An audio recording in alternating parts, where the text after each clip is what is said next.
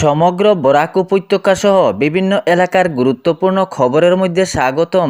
আজ হলো 15 এপ্রিল, পয়লা বৈশাখ, বুধবার। আজকের প্রথম খবরটি হলো বিজেপি তথা ভারতীয় জনতা পার্টি রাজ্যে কত আসন পাবে। মুখ্যমন্ত্রী ডক্টর হিমন্ত বিশ্ব শর্মা এবং অসম গণ পরিষদের সভাপতি অতুল বরার স্পষ্ট বার্তা সামনে এসেছে। ভোট গণনার পূর্বেই সমীক্ষা। মুখ্যমন্ত্রী এবং অতুল বরার স্পষ্ট বার্তা দিয়েছেন, এ বিধানসভা নির্বাচনের পর ভোট গণনার আগেই দিলেন মুখ্যমন্ত্রী ডক্টর হিমন্ত বিশ্ব শর্মা এবং অসম গণ পরিষদের সভাপতি অতুল বরা 90-এর ঊর্ধ্বে আসন থাকবে বলে জানিয়েছেন মুখ্যমন্ত্রী এবং অতুল বরা। এনডিএর সরকার হবে রাজ্যে, বিজেপি আবার রাজ্যে সরকার গঠন করবে জানিয়েছেন হিমন্ত বিশ্ব শর্মা এবং অতুল বরা। নির্বাচনের প্রচারকালীন সময় থেকে 90 থেকে 100 আসনে বাজি মারবে এনডিএ। ভোট গ্রহণ প্রক্রিয়ার শেষেও এক সুতো সরে দাঁড়াননি হিমন্ত বিশ্ব শর্মা। তবে ভোট গ্রহণের প্রক্রিয়ার পরে এবং ভোট গণনার আগেই অসম গণ পরিষদের সভাপতি অতুল বরা নিজের স্পষ্ট বার্তা দিয়েছেন। তিনি জানিয়েছেন, রাজ্যে আবার এনডিএর সরকার চলবে, বিজেপি সরকার গঠন করবে রাজ্যে, 90-এর ঊর্ধ্বে থাকবে রাজ্যে আসন। তবে আসন নিয়ে ভোট প্রচারের সময় থেকেই মুখ্যমন্ত্রী ডক্টর হিমন্ত বিশ্ব শর্মা বলে আসছেন, 90 থেকে 100 আসনে এনডিএ সরকার গঠন করবে রাজ্যে। কিন্তু এই সমীক্ষার আশেপাশেই রয়েছেন অসম গণ পরিষদের সভাপতি অতুল বরা। তিনি জানিয়েছেন, 90-এর ঊর্ধ্বে থাকবে আসন, রাজ্যে আবার সরকার গঠন হবে বিজেপির, এনডিএ শাসন করবে। এর পরবর্তী খবরটি হলো আমেরিকা ইরান যুদ্ধবিরতির পর বিশ্ব রাজনীতিতে বড় চমক দেখা দিয়েছে। দীর্ঘ 40 মিনিট ধরে মার্কিন প্রেসিডেন্ট ডোনাল্ড ট্রাম্পের সঙ্গে উচ্চ পর্যায়ের আলাপ ভারতের প্রধানমন্ত্রী নরেন্দ্র মোদীর। তবে এ দীর্ঘ 40 মিনিট ধরে কি আলাপ আলোচনা হয় মার্কিন প্রেসিডেন্ট ডোনাল্ড ট্রাম্পের সঙ্গে ভারতের প্রধানমন্ত্রী, তা আনুষ্ঠানিকভাবে প্রকাশ করা হয়নি।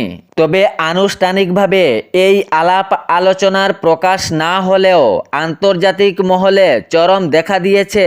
বিভিন্ন প্রশ্ন উঠেছে আন্তর্জাতিক মহল থেকে। এই দীর্ঘ 40 মিনিটের আলাপের কোনো তথ্য প্রকাশ করা হয়নি। তবে ট্রাম্পের উদ্দেশ্যে করে প্রধানমন্ত্রী নরেন্দ্র মোদী বলেন, ভারতের মানুষ আপনাকে খুবই ভালোবাসে। আন্তর্জাতিক সম্পর্ক বিশ্লেষকরা একাংশ মনে করছেন, এই আলাপ ভারতকে আরো দৃঢ় করার একটি অগ্রগতি রয়েছে। কোনো কূটনৈতিক রয়েছে এই দীর্ঘ 40 মিনিটের আলাপের মধ্যে। বিশ্বমঞ্চে ভারতের ক্রমবর্ধমান প্রভাব তুলে ধরতে চেয়েছেন প্রধানমন্ত্রী নরেন্দ্র মোদী। এই আলোচনায় ভারতের কূটনৈতিক গুরুত্বেরই ইঙ্গিত বহন করছে বলে আন্তর্জাতিক সম্পর্ক বিশ্লেষকরা মনে করেন। তবে এই আলাপের আনুষ্ঠানিকভাবে কোনো তথ্য না পেলেও বিভিন্ন প্রশ্ন উঠেছে। 2026-এর পরিবর্তিত ভূ রাজনৈতিক পরিস্থিতিতে এই আলাপ কি নতুন কোনো সাময়িক বা বাণিজ্যিক চুক্তির পূর্বাভাস, নাকি মধ্যপ্রাচ্য স্থিতিশীলতা আনতে ভারতকে গুরুত্বপূর্ণ ভূমিকা দিতে চাইছে আমেরিকা? এই প্রশ্নগুলি এখন ঘুরপাক খাচ্ছে আন্তর্জাতিক মহলে। এর পরবর্তী খবরটি হলো, ফের উত্তপ্ত হয়ে উঠেছে মণিপুরের বিষ্ণুপুর জেলা। গত মঙ্গলবার তিদ্দিম রোডে আবার গণহিংসার ঘটনায় প্রায় 18 জন আহত হয়েছেন। একাধিক এলাকায় স্বাভাবিক জনজীবন পরিস্থিতি স্তব্ধ হয়ে পড়েছে।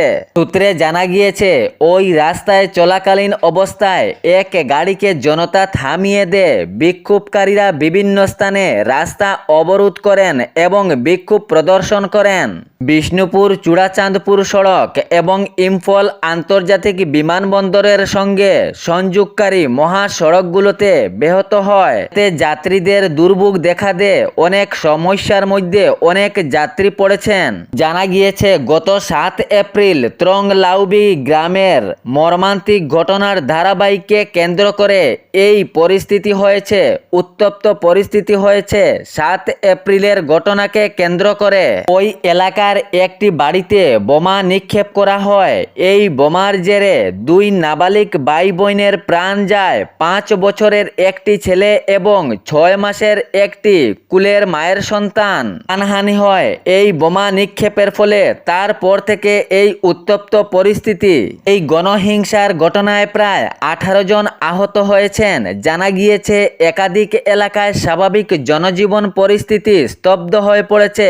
আতঙ্কিত জনগণ, দুর্ভোগের মধ্যে পড়েছেন অনেক জনগণ। এই জটিল পরিস্থিতি সামাল দিতে নিরাপদ বাহিনী সামনে এসেছেন। এর পরবর্তী খবরটি হলো, আবারও জানিয়েছেন অসমের মুখ্যমন্ত্রী ডক্টর হিমন্ত বিশ্ব শর্মা, বিজেপি সরকার যা প্রতিশ্রুতি দেয় তা পাই পূরণ করে। শুধু প্রতিশ্রুতির খাতায় রাখে না, ভোট প্রচারের সময় যে প্রতিশ্রুতি দিয়েছে তা অবশ্যই পূরণ করবে। রাজ্যে যদি বিজেপি সরকার গঠন করতে পারে তাহলে অবশ্যই এগুলো পূরণ করবে।